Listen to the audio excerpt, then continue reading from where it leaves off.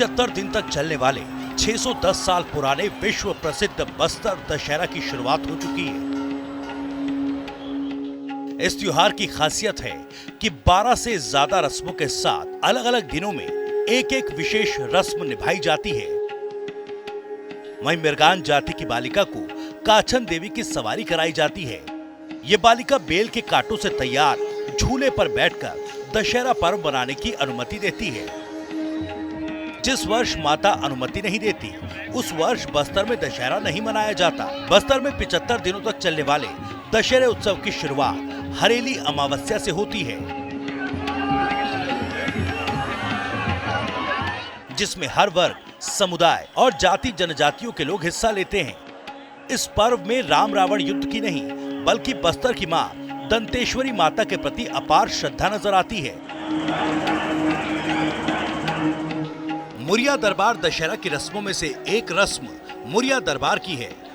बस्तर महाराजा ग्रामीण अंचलों से पहुंचने वाले माझी, चालकियों और दशहरा समिति के सदस्यों से मुलाकात कर उनकी समस्या सुनने के साथ उसका निराकरण करते हैं।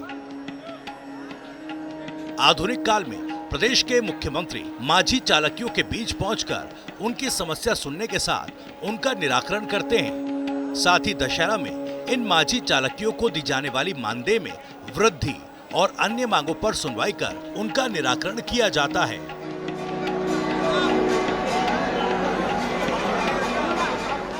आइए डालते हैं बस्तर दशहरे की रस्मों पर नजर।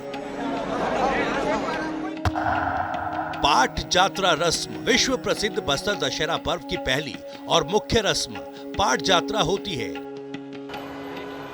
हरियाली की अमावस्या के दिन यह रस्म पूरी की जाती है। इस रस्म में बिरिंगपाल गांव से दशहरा पर्व के रथ निर्माण के लिए लकड़ी लाई जाती है, जिससे रथ के चक्के का निर्माण किया जाता है। हरियाली के दिन विधि विधान से पूजा होती है, इसलिए इसे हरियाली की अमावस्या के दिन किए जाने वाली पूजा कहते हैं। डेरी गड़ाई रस्म बस्तर दशहरा की दूसरी रस्म डेरी गड़ाई की होती है। इस रस्म के बाद से ही बस्तर दशहरा के लिए रथ निर्माण का कार्य शुरू किया जाता है। करीब 400 साल से चली आ रही इस परंपरा के मुताबिक बिरिंगपाल से लाई गई सरई पेड़ की टहनियों को एक विशेष स्थान पर स्थापित किया जाता है।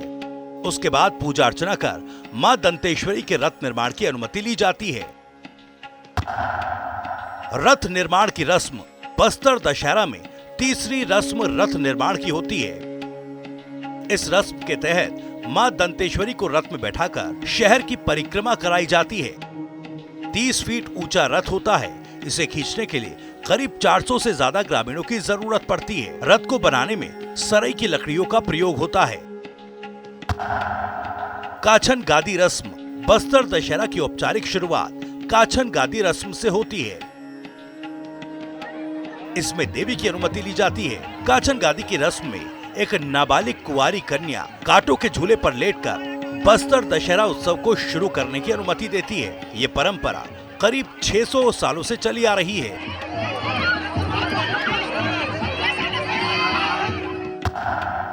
जोगी बिठाई रस्म बस्तर दशहरा में जोगी बिठाई की रस्म सिरहासर भवन में पूरा किया जाता है। एक विशेष जाति का युवक हर साल की तरह इस रस्म के तहत 9 दिनों तक निर्जला उपवास पर रहता है। वो सिरहासर भवन स्थित एक निश्चित स्थान पर तपस्या करता है।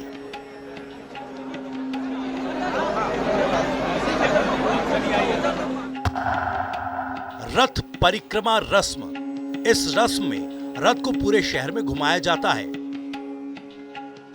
अर्थात रस्म की परिक्रमा कराई जाती है। जानकारों के मुताबिक सन 1420 के तत्कालिक महाराजा पुरुषोत्तम देव ने की थी। महाराजा पुरुषोत्तम ने जगन्नाथपुरी जाकर रथपति की उपाधि हासिल की थी।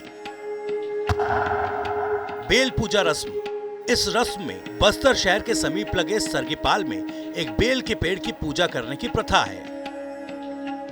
बस्तर के राजकुमार इस पूजा को करते थे। ये पूजा काफी धूमधाम से की जाती है। निशा जात्रा रस्म बस्तर दशहरे की सबसे अनोखी रस्म है। इस रस्म को काला जादू भी कहा जाता है। इस रस्म के जरिए राजा महाराजा बुरी प्रेतात्माओं से अपने राज्य की रक्षा करने का काम करते थे। इसमें जानवरों की बलि दी जाती है। अब 11 बकरों की बलि दी जाती है। मावली परघाव रस्म। बस्तर दशहरा में मावली परघाव रस्म के तहत 2 देवियों का मिलन होता है।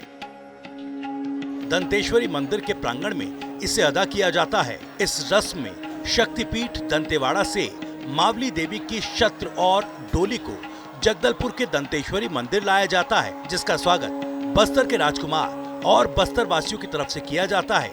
ये नवमी को मनाया जाता है।